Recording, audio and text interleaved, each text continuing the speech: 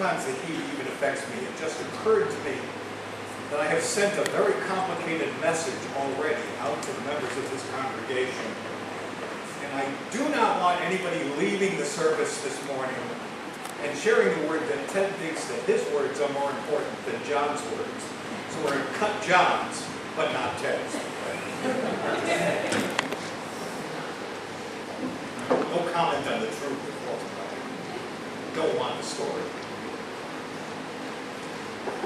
The sermon title is a little unusual. How do you eat an elephant? That was a favorite question of my systematic theology professor back when I was in seminary. It was easy for us to wonder what the heck eating an elephant had to do with systematic theology.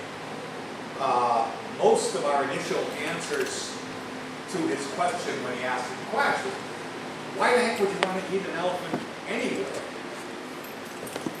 But it was that question which always led me to the story of the diner that used to have a sign in the window that would offer a free meal to anyone who would come in and order something that they could not serve. And a tourist saw the sign on the window one day and came in to sit at the counter. And as the waitress approached him, he said, "I'll have a cup of coffee and an elephant ear sandwich." The waitress wrote the slip and she hung it on the pass-through. And then she thought for a minute and she disappeared back into the kitchen. And she returned a few minutes later empty-handed. And she said to him, "I guess you win. Anything you want, on the house." And the man asked with a smug smile on his face, "No elephant ears, huh?" And she replied, "No, we've got plenty of elephant ears, but we haven't had a bakery delivery yet today, and we're out of the really big buns." How do you eat an elephant? Once you get past the silly stuff, it's a fairly simple answer. One small serving at a time. You need a lot of time, of course, and probably a really big freezer to keep it fresh between servings. But if you really wanted to, that's the way you could do it. And in retrospect, we found out that my systematic theology professor was saying that the only way to approach a large and incredibly complicated subject like the organized and categorized discussion of all the varied elements that make up Christian theology was to take that study one bite, one topic at a time. How do you eat an elephant? One small serving, one portion, one manageable meal at a time. And coincidentally, that seems to be how the Lord wants us to approach our lives in this world. Jesus criticizes the farmer who builds bigger barns to hold what he expects to be an increased harvest tomorrow, instead of focusing on life in the here and now.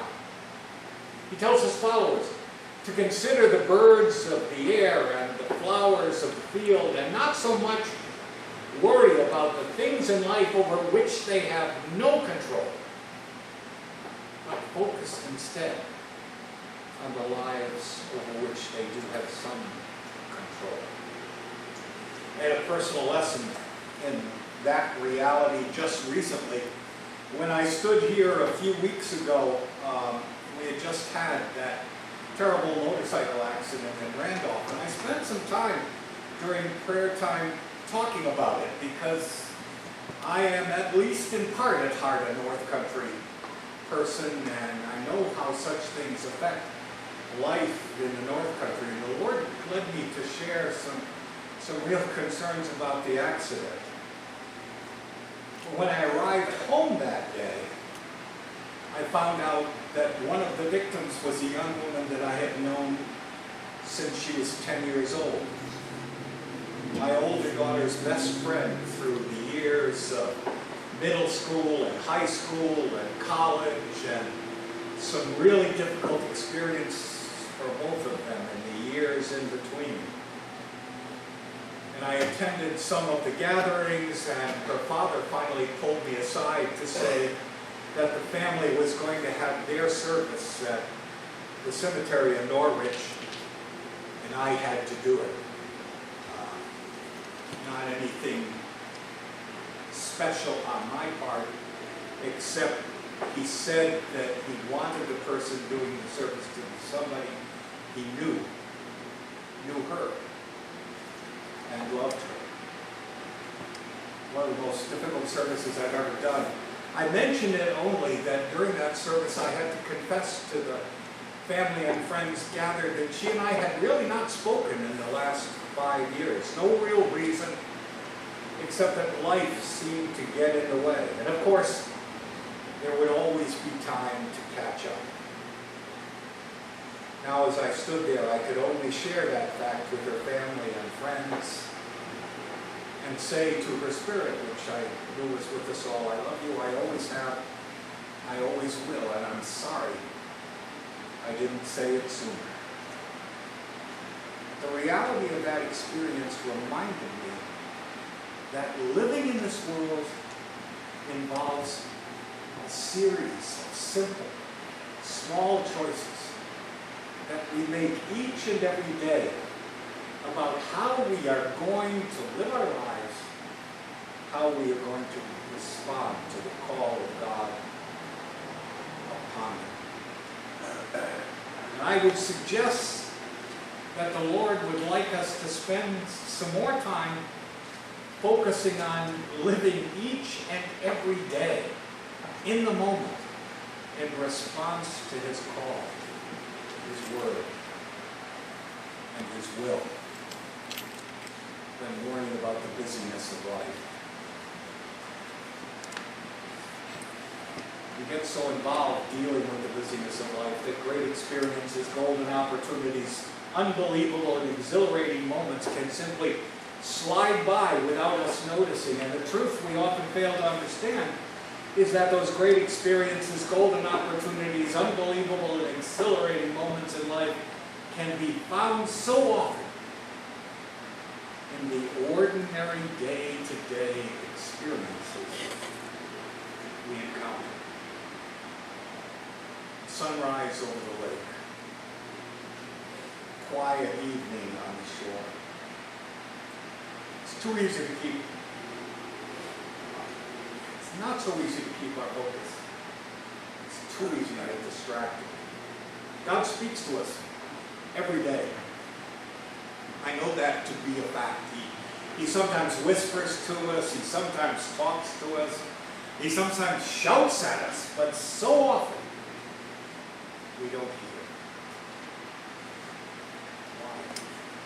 Sometimes we get too focused on things of the past. Nostalgia is big business these days. You can find television stations and books and magazines dealing with what was. Even on TV, the historical stuff abounds. Ken Burns is really good at telling us what went before. I had to confess to my primary care physician last week that I was having some difficulty. It just seemed that sometimes in life I felt like I was Mickey Mouse, and sometimes in life I felt like I was Donald Duck. And she just asked me how long I'd been having Disney spells. Sorry about that.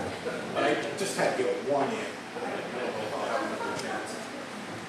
In addition to focusing on the past, some people focus solely on the future. What's going to happen next week, next month, next year? That's the problem with the farmer and his bigger barns. Now, there's nothing inherently wrong with either of these. It's important that we are aware of the past, of where we come from. The gift of memory is one of the most precious gifts God shares with us. The ability to recreate in our hearts and minds all those people, all those events and experiences that are so important to us. And historians note that those who do not understand history are condemned to repeat it.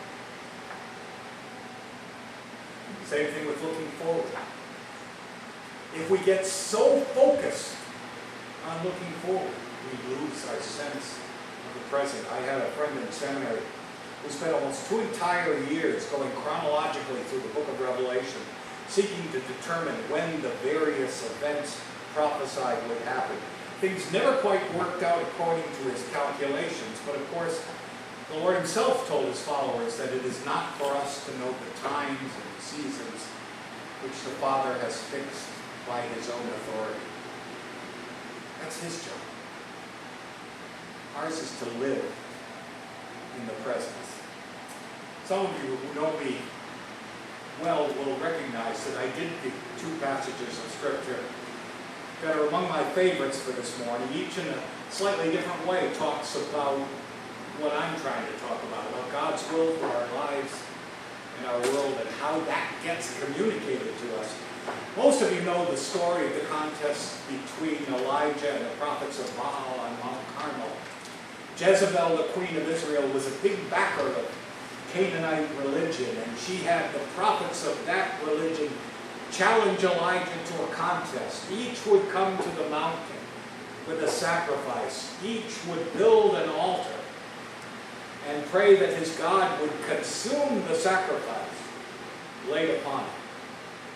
As the book of Kings tells us, Elijah not only builds the altar and lays the wood with the sacrifice on top, he has his servants drench the whole altar, sacrifice, wood, and all with buckets of water. Mark Twain used to say that he got the best of his opponent by having his servants actually dump buckets of kerosene on the whole business. I don't think even Mark Twain really believed that. The prophets of Baal, in good dramatic fashion, called upon the names of their gods and prostrated themselves, and nothing happened. And Elijah simply called on the name of his God, and the sacrifice was consumed. And the first book of Kings tells us the Israelites, watching all this, fell on the prophets of the Canaanite religion and killed them. And it also tells us that Jezebel no longer looked upon Elijah with favor. And she sent her soldiers into the countryside to kill him, and he ran away. And while he was running, God came to him through the birds of the air and brought him the food and the water that he needed to be nourished. And he finally came to a cave on the mountain of God, probably Horeb. And he said to God, I have been faithful in everything you have asked me to do. I have never failed you in anything, and now I am the only righteous man left in the world. And they are trying to kill me. Why don't you just kill me and put an end to it? And the Lord came and said to him basically, are you finished? And Elijah said it all again. I have been totally faithful over all that you asked me to do. I'm the only righteous man left in the world. They're trying to kill me. Why don't you just kill me and have done with it? God needed to get his attention. So he sent a huge and mighty and powerful wind. We've all seen something of what that can look like on the weather broadcasts of the last couple of weeks. And then a mighty earthquake struck the land. One of my other extra daughters lives in Los Angeles, and there were some real nervous moments before I got her on the phone after the quakes there last week. She had been evacuated again from a theater on the 5th floor of a mall, and she talked about the nerves of running down the stairs with everybody else. Earthquakes get your attention. But God was not in the wind, he was not in the earthquake. And then a raging fire, worse probably than the wildfires we see on the news so often in California. Cheryl really needs to move back closer to the East Coast. It would make my life just a little bit easier. But God was not in the fire. All of that was done to get Elijah's attention. Because God then came to him in a special way. Translators have called the Hebrew words a gentle whisper, a still small voice, like Bill read this morning. A sound without noise. But what the Hebrew really means is stillness. The still. In the midst of the busyness of life, we don't often take time to experience the stillness. And yet that is so often where I have encountered the voice of the Lord. We need to be able to take the time in the midst of the ongoing busyness of life, open ourselves to the still. When Elijah can leave all of his stuff behind and lose himself in that stillness, then the Lord can come and give him his marching orders, if you will. Now, there's not a lot of real dramatic, profound stuff in the things that God asks Elijah to do. It's simply the next things that God needs done. We lose a lot of opportunities to serve the Lord in this world, waiting for the call to do something grand and glorious. When we focus on the busyness of our lives, Peter had that problem. In the aftermath of the events following the resurrection, Peter announces in the verse immediately following one I read to you this morning that he's going fishing. He's not just thinking about taking the boat out for the morning to wet a line. He's talking about going back to his occupation. He's going to be a fisherman again. He and the other disciples have encountered the risen Lord. Thomas has even had the opportunity to place his finger in the nail holes and his hand in Jesus' side. But all this disciple stuff that Jesus has been talking about for so long with them was still new and unfamiliar to Peter, and he wasn't sure what to do with it. He wasn't really sure what to do next, or even what the Lord wanted him to do next. So he went back to what he knew, to what was familiar. He went fishing. Those of you who have read the gospel story at that point know what happened next. The rest of the disciples, evidently because they're also at a loss for what to do, go along with it. And John describes what happens next. And it is the what happens next that I believe causes John to add this whole chapter to his gospel. Because you see, what happens next is often a real problem that confronts every evangelist. These things are written so that you may believe, and that believing you may have life in his name. That's okay, John. I believe. But now what? After the wonderful experience of conversion and the rebirth it brings, something has to come next. And the reality is that what comes next is life. That you may have life in his name.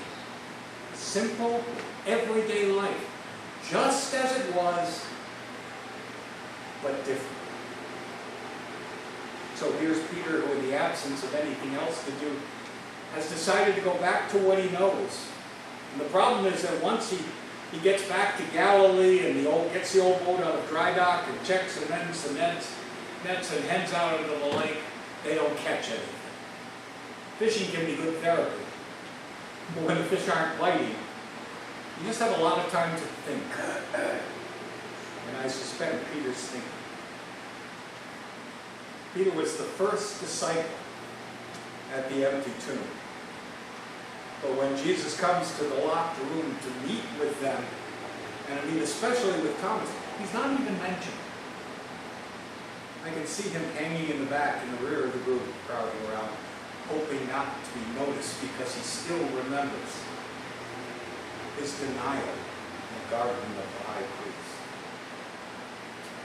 And so he says to his friends, let's just get back to normal. It's so tempting when we have encountered Jesus, even after we have entered into a relationship with him, just to want things to get back to normal. Let's get on with business as usual. But life without a vital, ongoing, active relationship with a risen and living Lord is an exercise in futility. When Matthew writes about Jesus' ascension, Jesus is reported to have given us a promise. Lo, I am with you always. And that's a promise not just to the disciples, but to us as well. But Peter really needed to experience the reality of that promise firsthand. So after a night of fishing, throwing out the nets, dragging them back into the boat, throwing them out again, dragging them back in again, they had caught nothing. Trying to leave Jesus behind brought disappointment. But at dawn, he's there, standing on the beach. At first they don't recognize him, and he asks, I'm mocking up the language a little bit, hey guys, how are they biting? And they tell him, not at all. And he says something so simple, so ridiculous, as to boggle the mind. He says, cast your net on the other side of the boat. The text actually says, cast your net on the right side of the boat. And many pastors find that makes a wonderful preaching point, talking about the wrong way to do things and the right way to do things.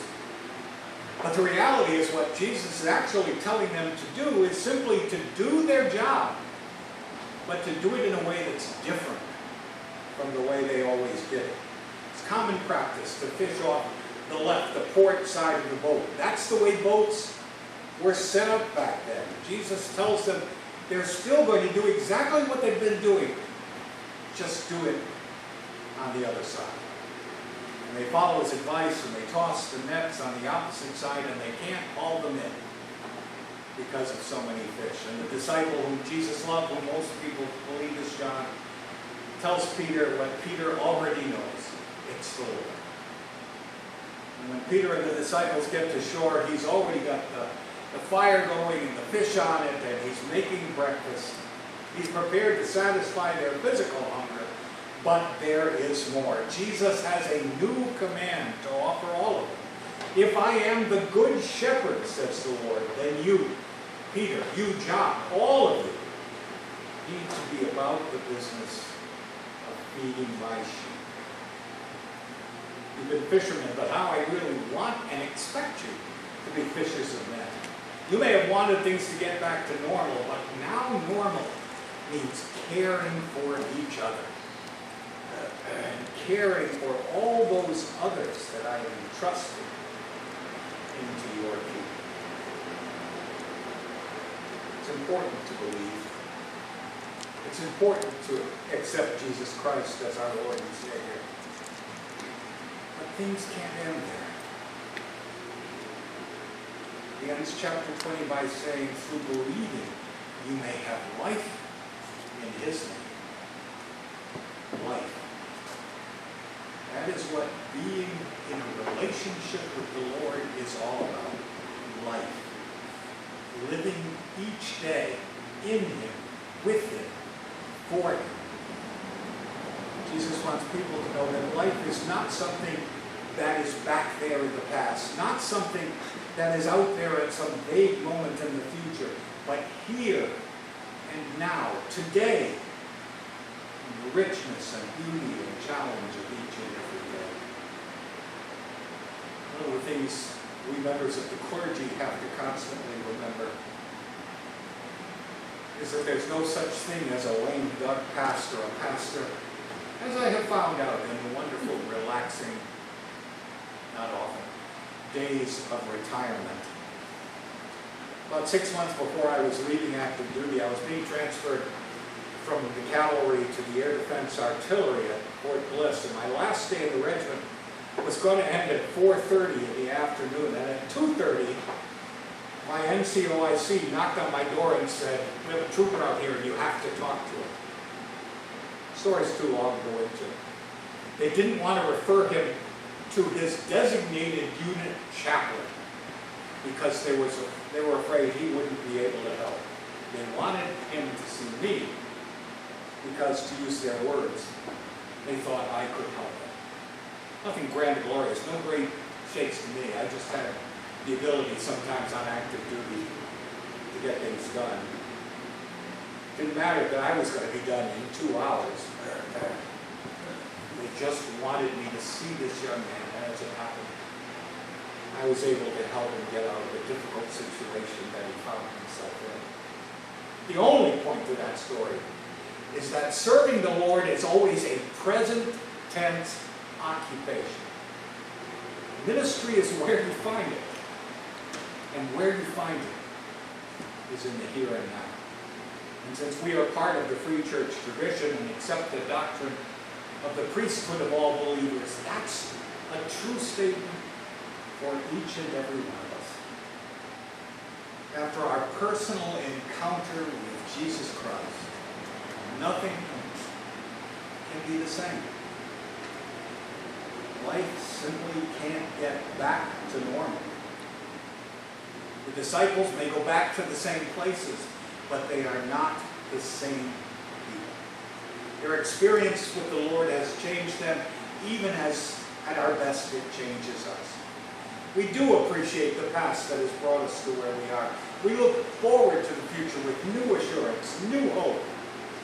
But the call of the Lord is to live in this world, one day at a time, in His presence, with His love. We have new responsibilities. Almost 45 years in pastoral ministry have taught me that I don't have all the answers to life problems. I don't have many answers at all, but they have taught me as well that I don't need to. What they have taught me is that each and every day, one day at a time, I can put every situation, every circumstances in the hands of the Lord, and He can work wonders. One story and I'm through. There are people out there saying, if we had $1 for every time. We've heard him say that. It's an old story about a sailing ship crippled off the coast of South America. Sighting another vessel, it sent up a signal, please share your water. We're dying of thirst. And the answer came back from the other ship, drop your buckets over the side and fill them. And the captain of the distressed vessel thought there must be some mistake, so the signal was repeated, and he received the same answer. What he did not know for some reason, evidently being unfamiliar with the coastline, was that he was just then crossing the estuary of the Amazon River current. And so instead of being in salt water, was actually sailing in the fresh water from the mouth of the river.